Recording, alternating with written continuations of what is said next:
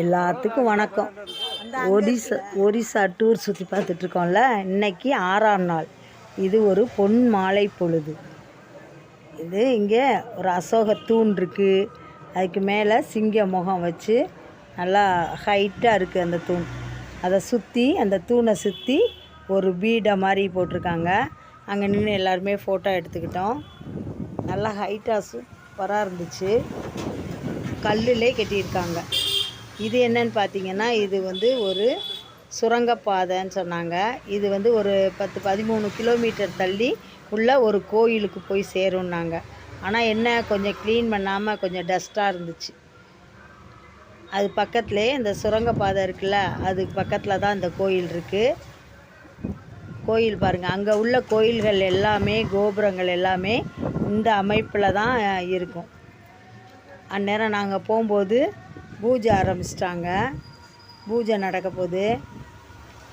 கோபுரம் பாருங்களேன், எல்லாமே இப்படி இருக்கும். அதே மாதிரி கோபுரத்துக்கு மேலே கொடியும் பறக்கும். கொடி பறக்காமல் எந்த கோபுரமுமே இருக்காது, கொடி இருக்கும். வாங்க, பூஜை நடந்துட்டுருக்கு. பூஜையை போய் பார்ப்போம். நம்ம பார்த்திங்களா, எல்லா கோயில் என்ட்ரன்ஸ்லேயுமே இந்த சிங்கம் இல்லாமல் இருக்கவே இருக்காது. 2 சிங்கம் முன்னாடி ஜம்முன்னு உட்காந்துருப்பாங்க.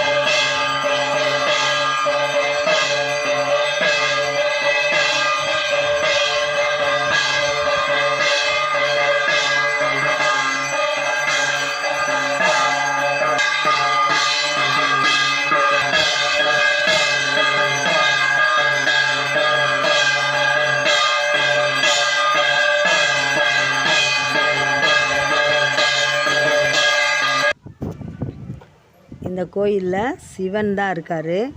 நல்லா சிவன் வந்து ரொம்ப நல்லா சக்தி வாய்ந்த சிவன் சொன்னாங்க.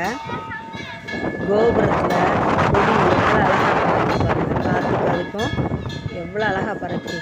முக்கோண ஷேப்பில் தான் இருக்கும் இங்கே உள்ள கொடி ஃபுல்லாகவேவும். அதை பார்த்துட்டு அங்கே அந்த அந்த கோபுரத்தில் சைட்லலாம் சின்ன சின்ன சாமியெல்லாம் இருந்தது. அதெல்லாம் நல்லா சுற்றி பார்த்தோம். அங்கேயும் பூஜை பண்ணிக்கிட்டு இருந்தாங்க. அந்த பூஜையெல்லாம் முடிச்சுட்டு அடுத்து நம்ம எங்கே போகிறோம்னா, அதாவது அசோகர் மன்னர் வந்து கலிங்க போர் நடத்தினார்ல, அந்த கலிங்க போர் முடிஞ்ச உடனேயும் பார்த்திங்கன்னா ஆறு இருக்குது. இப்போ இந்த கோயிலுக்கு பக்கத்தில் ஆறு இருக்குது. அந்த ஆற்றுல வந்து அவ்வளோ ரத்தம் போச்சான், ரத்த ஆறாக ஓடிச்சான். அந்த மாதிரி வந்து போரில் வந்து நிறைய பேர் செத்து, நிறைய பேர் கைகால் இழந்து ரொம்ப இதாக இருந்திருக்கு. அதை பார்த்து தான் அசோகர் மன்னர் வந்து மனம் மாறி இருக்கார்.